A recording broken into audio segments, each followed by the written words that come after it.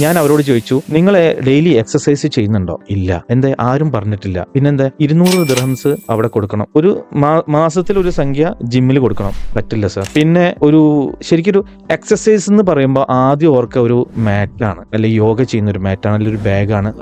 പാടാണ്, negative attitude കൂടി ഇതിനെ കാണാം.